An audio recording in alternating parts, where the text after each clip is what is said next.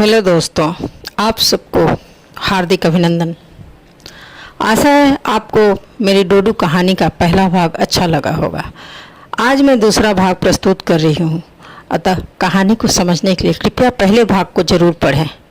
तो आइए चलते हैं, अब मैं अपने कहानी के दूसरे भाग की तरफ बढ़ती हूँ। अधलेटी राम्या उन दोनों को चुपचाप देख रही थी। थोड़ी देर बाद बाबू आया, परंतु राम्या ने उसे कुछ नहीं बताया। देवानंद उस दिन नहीं आए। दूसरे दिन भी भैरी और डोडो ने वही कांड किया। दूसरे दिन देवानंद आए। थोड़े आराम करने के बाद उन्होंने देवानंद को डोडो और भैरू की सारी करतूतें बताई। सुनकर देवानंद पहले तो हंसे, फिर उन्होंने राम्या को समझाया, दरवाज़ा भैरू खोलता है, उसे आता है दरवाज़ा खोलने, उसे बांध दिया करो।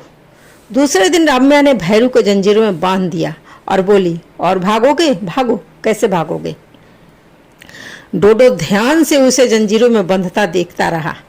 फिर राम्या निश्चिंत से सो गई। जब उठी तो उसने देखा कि भैरू का पट्टा खुला हुआ है और डोडो और उसके शरीर बर्फ से गीले हो रहे हैं। राम्या ने टॉवेल उठाया और दोनों के शरीर को अच्छी तरह पोंछा। राम्या आश्चर्य में थी कि डोडो ने कैसे भैरू का पट्टा खोला होगा। शाम को देवानंद फिर आए और फिर राम्या ने सारी बातें बताई। तो देवानंद बोले कि इसकी मासूमियत पर मत जाओ, ये दिमाग में हम इंसानों से बराबरी करते हैं। वे सारी बातें समझते हैं जो हम करते हैं या बोलते हैं, और यह धीरे धीरे इलाके की सारी जानकारी हासिल कर रहा है। और अब यह बहुत ज़्यादा चांस है कि यह जहाँ से आया है वहीं चला जाएगा। शायद 1 माह या 2 माह यह यहाँ रुके। तुम इसकी निशानी के लिए इसके गले में कोई छोटी घंटी बांध दो, क्योंकि जब यह अपने झुंड में जाएगा और मिलेगा तो उस समय इसको पहचानना बहुत ही मुश्किल होगा। हम अक्सर इनके झुंडों का निरीक्षण करते रहते हैं। अगर कोई पेंगुइन तकलीफ में होता है तो उनकी मदद भी करते हैं। दूसरे दिन देवानंद ने एक छोटी घंटी लाकर दी और राम्या ने उसे एक मजबूत पतली सिलिकॉन की रस्सी में डालकर इतना ढीला बांधा कि उसे कष्ट न हो और यह सर से निकाल भी न सके। जब घंटी डोडो के गले में बंधी तो डोडो ने पैर थिरकाए। छोटी सी घंटी से टुन टुन की आवाज़ आई। उसने एक बार फिर से अपने पैर थिरकाए और एक बार फिर घंटी टुन टुन की आवाज़ हुई। उसने इस बार 360 डिग्री पर वह घूम गया। घंटी से फिर आवाज़ आई, टुन टुन। इस बार डोडो चुपचाप बैठ गया। दिन बीतने लगे थे। डोडो का घूमना बदअस्तूर जारी था। अब वह पड़ोसियों के घर में नहीं जाता, बल्कि अब वह गेट पार कर कॉलोनी से बाहर निकल जाता। कभी कभी पड़ोसी पूछते और कहते कि डोडो को कहाँ छिपा दी हो, अब नहीं आता वह। राम्या कुछ बोल नहीं पाती, क्योंकि देवानंद ने लोगों को बताने से मना किया था। उसका आना भी देर से होने लगा था। अब राम्या भैरू को अपने कमरे में ही बांधने लगी थी। पहले तो डोडो ने उसे बहुत खोजने की कोशिश की, पर जब राम्या ने उसे नहीं छोड़ा तो वह उदास होकर कुछ समय तक बैठा रहा। फिर खुद ही दरवाज़ा खोलकर वह घूमने निकल गया। काफ़ी देर के बाद वह फिर आया और फिर उसने भैरू को खोजा। इस बार राम्या ने भैरू को खोल दिया। दोनों काफ़ी देर खेले आपस में। दोनों बहुत देर तक गले मिलते रहे और खेलते रहे। राम्या ने नेवले को भी खोल दिया। तीनों मिलकर काफ़ी देर तक घर में हुड़दंग मचाते रहे। राम्या उन्हें देखती रही प्यार से। उसकी आंखें बार बार गीली हो जाती। वह सोचती, कल होकर डोडो शायद चला जाए तो क्या ये आपस में खेल पाएंगे। और फिर वही हुआ। एक दिन राम्या ने भैरू को बांध दिया। डोडो ने बहुत कोशिश किया भैरू से मिलने के लिए, परंतु रम्या ने उसे नहीं छोड़ा, तो वह उदास सा होकर कुछ समय के लिए बैठा रहा। फिर रम्या के सामने ही उसने दरवाज़ा अपने पंजों से खोला और दरवाजे से बाहर हो गया। धीरे धीरे बर्फ पर्वत चलता रहा। रम्या उसके पीछे पीछे आई। डोडो के छोटे कदमों के निशान पीछे छूट रहे थे। रम्या ने उसे पुकारना चाहा, पर आवाज़ गले में ही जम गई। तभी वह एक पल रुका और एक पल पलट कर रम्या की तरफ देखा। वो रम्या को ऐसे देख रहा था मानो एक बच्चा माँ से रूठकर दूर जा रहा हो। फिर पलटकर बर्फ के धुंध में खो गया, जैसे वो कभी था ही नहीं, बस यादें। उस समय रम्या का मन हुआ था कि वह दौड़कर डोडो को गले लगा ले, परंतु वह खड़ी रही, क्योंकि उसे मालूम था कि डोडो को अब रोकना संभव नहीं। उसे अपने झुंड में जाना ही है। भैरू भौंक रहा था। रम्या ने उसे थपथपाया और बोली, उसे जाने दो, वह खुद जा रहा है। अगर उसे वापस आना होगा तो वह आएगा।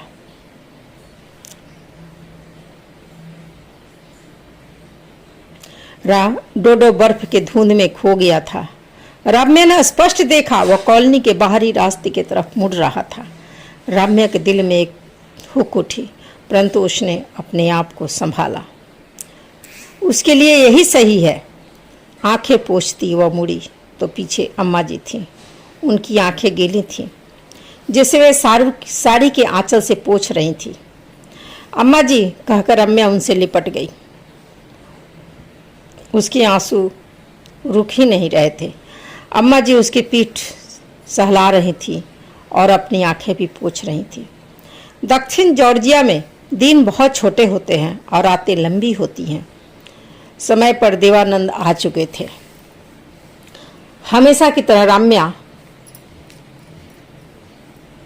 ने टॉवेल से उनका माथा नहीं पोंछा, जिसके वे आदी थे, बल्कि टॉवेल उनके हाथ में थमा दिया। उसकी आंखें लाल और सूजी हुई थी। क्या हुआ? रम्या देवानंद ने पूछा। रम्या के मुंह से फुसफुसाहट से निकली, डोडो। ओह, यह तो होना ही था। मैंने तुम्हें पहले ही बताया था।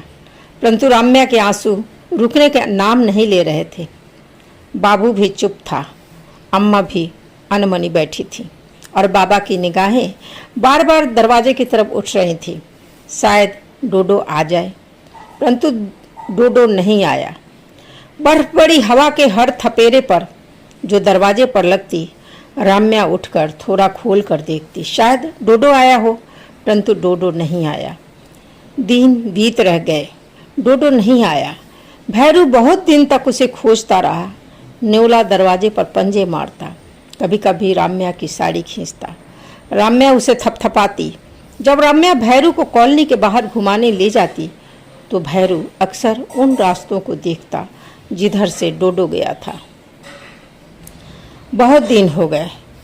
दिन सप्ताह में बदले, सप्ताह महीने में बदले, महीने साल में बदल गए, परंतु डोडो नहीं आया। रम्या अभी भी रात में कभी कभार हवा के थपेरे को डोडो की आवाज़ समझकर दरवाज़ा खोलने दौड़ती है। तब उसे देवानंद बड़े प्यार से संभालते हैं। फिर 5 साल बीत गए। बाबू ने अपनी पढ़ाई समाप्त की और देवानंद के साथ ही शोध पर लग गया। वेतन या यूं कहे स्कॉलरशिप काफ़ी अच्छा था। अम्मा और बाबा थोड़े ज़्यादा आसक्त हो गए थे। भैरू अब पहले जैसा तेज नहीं भागता था। नेवला अब शांत हो गया था। कुछ नहीं बदला तो घर के बाहर तेज बर्फ पड़ी ठंडी हवा। कभी कभी तापमान -20 या 30 डिग्री तक पहुंच जाता था। घर के अंदर भट्ठी अनवरत जलती रहती। अब कॉलोनी के छोटे बच्चे थोड़े बड़े हो गए थे। बच्चे अभी भी भैरू से खेलते और डोडो के बारे में पूछते। अब तो देवानंद के साथ साथ बाबू भी विज्ञान केंद्रों पर जा रहा था। कभी कभी उनका दौरा पेंगुइन के निवासों की तरफ भी होता। बड़े रिस्क होते थे। वे समुद्र के आसपास बड़ी संख्या में झुंड के झुंड रहते थे। तेज बर्फ भरी आंधी में सभी एक जगह इकट्ठे रहते ताकि गर्माहट बनी रहे।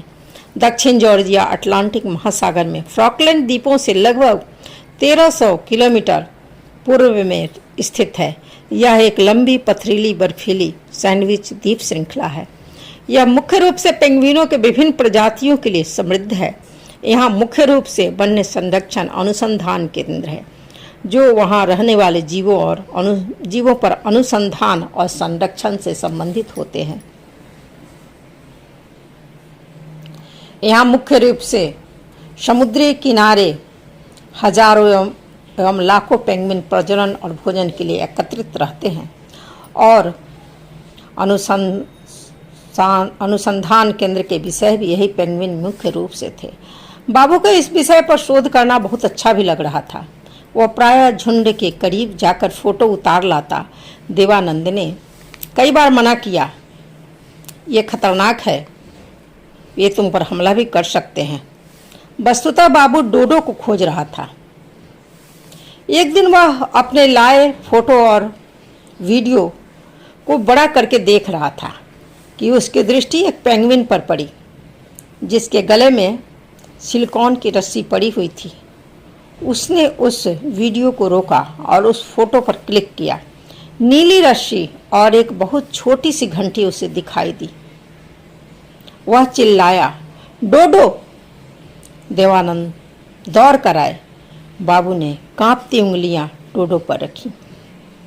देवानंद ने देखा वह सचमुच डोडो था। वह सुरक्षित था और सामने था। उन्होंने एक गहरी सांस ली और बोले, अब वहां मत जाना। झुंड कभी इंटरफेरेंस बर्दाश्त नहीं करता। अगर तुम डोडो के पास गए या डोडो तुम्हारे पास आया तो या तो झुंड तुम्हें मार देगा या डोडो को मार देगा या फिर उसे त्याग देगा और एक अकेला पेंगुइन बहुत जल्द मर जाते हैं। बाबू ने सुना, परंतु खुशी के अतिरेक में उसने अनसुना कर दिया। उसके बाद ऑफिस में उसका मन नहीं के बराबर लगा। वह अपनी माँ को दिखाना चाहता था, अपनी दादी और बाबा को बताना चाहता था कि डोडो जिंदा है, पर अभी छुट्टी होने में देर थी। घर वापस आए। जब बस आई तब बाप बेटे घर वापस आए। उस दिन भी ठंड बहुत ज़्यादा थी। घर आने के बाद वह खुशी के अतिरेक में माँ के गले झूल गया, परंतु देवानंद निरपेक्ष रहे। राम्या ने प्रश्नभरी दृष्टि से देवानंद की ओर देखा तो उन्होंने गंभीरता से बताया, डोडो को इसने देखा है। ओह! राम्या का चेहरा खिल गया। क्या सच? हाँ माँ, हाँ, हमारा डोडो वही है, पेंगुइनों के झुंड में। और उत्साह के अतिरेक में उसने वह वीडियो राम्या को दिखाया। अरे सच, यह तो डोडो ही है, राम्या खुशी से चिल्लाई। इसमें खुश होने की कोई बात नहीं है, मैं बहुत पहले से जानता हूँ। कई बार मैं उसके पास से भी निकला हूँ, परंतु ना तो मैंने उसे छुआ ना ही कभी उसे बुलाया। अगर ऐसा करोगे तो या तो डोडो झुंड से बाहर निकाल दिया जाएगा या अन्य सदस्यों के द्वारा मार दिया जाएगा, इसलिए तुम आगे से उधर नहीं जाओगे। देवानंद ने बाबू को कड़ी चेतावनी दी, परंतु शायद बाबू किसी और दुनिया में खोया हुआ था। वह एक शोधार्थी था, अतः नित्य यह देखना कि वह कहाँ कहाँ जा रहा है देवानंद के लिए संभव नहीं था। और बाबू सारी चेतावनी को दरकिनार कर नित्य उन झुंडों की तरफ जाने लगा। हजारों पेंगुइनों का झुंड। प्रकृति का ऐसा सच लगता था जैसे उन्हीं लोगों का साम्राज्य है और यही सत्य है, यही सत्य है। उस सत्य को बाबू झुठलाने चला था। साम्राज्य का सम्राट भी कोई विशेष पेंगुइन ही था और शायद वह बाबू को वॉच कर रहा था। बाबू नित्य आता, डोडो को ढूंढता और उसका फोटो खींचता, वीडियो बनाता। वैसे भी पेंगुइन इंसानों से जल्दी घुल मिल जाते हैं और उससे दोस्ती भी कर लेते हैं, परंतु उन्हें ज़्यादा छेड़ा जाए तो वे खतरनाक बन जाते हैं।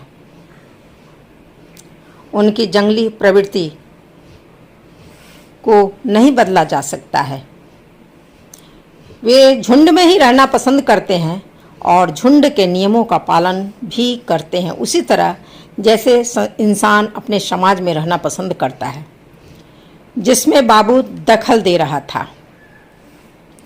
उसने पेंगुइनों के नेचर पर बहुत अच्छे से अध्ययन किया था, परंतु उसके पिता ने अपनी पूरी जवानी उसी अध्ययन में खपा दी थी। उस माहौल को समझते हुए किताबों से में लिखना, पढ़ना और प्रैक्टिकल में उसी चीज़ को जीना सबसे अलग होता है। तो अभी पेंगुइनों के प्रजनन का समय था और उस समय एरिया घूमने और शोधार्थियों के लिए निषिद्ध था। बाबू ऑलरेडी इन सबका उल्लंघन कर रहा था। देवानंद बाबू को समझाना चाह रहे थे, परंतु बाबू उनकी हर बात को अनसुना कर रहा था। बसंत बीत चुका था। दक्षिण जॉर्जिया के मौसम में हल्की खनक मौजूद थी। पेंगुइनों के बड़े से झुंड में डोडो साफ दिख रहा था। आज बाबू निश्चय कराया था कि वो डोडो के पास जाएगा और उसे लाने का प्रयत्न करेगा। यही सबसे घातक कदम था। इसी घातक कदम के चलते डोडो की किस्मत और बाबू की किस्मत बदल गई थी। बाबू ने एकदम बिना डर के पेंगुइनों के समीप जाने की कोशिश की। एक दो पेंगुइन सामने आए। बाबू ने ध्यान नहीं दिया। वह सीधा चलता रहा। डोडो कुछ दूरी पर था। बाबू ने आवाज दिया। तभी देवानंद पीछे से चिल्लाए, नहीं, आवाज मत दो। परंतु देर हो चुकी थी। कुछ पेंगुइन तेजी से बाबू की तरफ बढ़े और अप्रत्याशित रूप से उस पर झपट पड़े। बाबू पत्थर के टीले पर गिर पड़ा और वो चिल्लाया, डोडो बचाओ। देवानंद के पांव फ्रीज कर गए थे। वे अपने आप को असहाय महसूस कर रहे थे। दरअसल उन्होंने अपने एक सहयोगी को बाबू पर नज़र रखने को कहा था और वही सहयोगी ने बताया था कि आज बाबू यहाँ आने वाला है। बाबू पथरीली जमीन पर गिरा हुआ था और 3-4 पेंगुइन उसको नोच रहे थे और देवानंद कुछ भी कर पाने की अवस्था में नहीं थे। आज वे समझ गए थे कि बेटा हाथ से गया, परंतु तभी एक तेज हॉर्न जैसी आवाज गूंजी जो सभी आवाजों से अलग थी। फिर देवानंद ने जो देखा वह उन्हें के जीवन भर के अध्ययन से अलग था। डोडो बाबू के ऊपर अपना पूरा पंख फैलाकर ढक चुका था और पेंगुइन उसके परों में उलझे हुए थे। उसके पंख हवा में उड़ रहे थे। देवानंद उनके 3-4 सहयोगी जो साथ में थे, उन्होंने मोटे मोटे डंडे हाथ में लेकर बाबू के पास दौड़े। उन्हें आता देख अन्य पेंगुइन भाग खड़े हुए। उन्होंने बिना देर किए बाबू को जीप में डाला। जब पीछे मुड़े तो देखा कि डोडो घायल और खून से लथपथ है। उन्होंने दौड़कर अपने साथियों की सहायता से डोडो को उठाया और जीप में डाला। जीप भाग चली। पीछे मुड़े तो देखा पेंगुइनों का विशाल समूह पीछे से चला आ रहा है। उन्होंने अपने साथ रेत के कई बोरे पलट दिए। जीप अंधाधुंध भाग चली। वे सेंटर की तरफ नहीं गए, बल्कि सीधे कॉलोनी की तरफ रास्ता बदलकर भागे। पुनः पीछे मुड़कर देखा तो पेंगुइनों के झुंड वापस लौट रहे थे। उन्होंने ठंडी सांस ली, ठंडी और गहरी सांस ली। बाबू को देखा। उसे चोट नाम मात्र की आई थी। वह भय से अचेत था, परंतु डोडो बुरी तरह से घायल था और खून से लथपथ था और अस्पताल जाना तत्काल खतरे से खाली नहीं था, क्योंकि अस्पताल के लिए फिर से पेंगुइनों के झुंड को पार करना पड़ता। करीब 1.5 घंटे में वे सभी कॉलोनी पहुंच चुके थे। प्राथमिक चिकित्सा घर पर उपलब्ध थी। राम्या घबरा गई थी। घर पहुंचते पहुंचते बाबू की चेतना वापस आ गई। डोडो भी पंख फरफराने लगा था। राम्या ने डोडो को मछली खाने के लिए दिया, जिसे डोडो ने नहीं खाया। डोडो ने आंख खोलकर राम्या को देखा। राम्या ने प्यार से उसका सिर सहलाया, उसे बहुत प्यार किया और उसके घाव पर प्राथमिक चिकित्सा का लेप लगाया। डोडो ने निश्चिंता से अपनी आंखें बंद की। भैरव बहुत खुश था, वो नाच रहा था। नेवला बहुत खुश था, वो भी नाच रहा था। परंतु डोडो के शरीर में इन्फेक्शन फैल रहा था। दूसरे दिन देवानंद उसे अस्पताल ले गए, परंतु घाव में इन्फेक्शन बहुत ज़्यादा फैल रहा था। शरीर के अंग काम करना बंद कर रहे थे। कई दिन तक चिकित्सा चलती रही, परंतु कोई भी सुधार नहीं दिख रहा था। उसकी धड़कन धीरे धीरे डूब रही थी। राम्या साथ थी। वह डोडो को बराबर सहला रही थी, उसे प्यार कर रही थी, उसके चिकित्सा में उसके साथ थी। डोडो ने अपनी आंखें खोली। उसने राम्या को देखा और अपना सिर उसके हाथों में रख दिया। फिर एक गहरी सांस ली।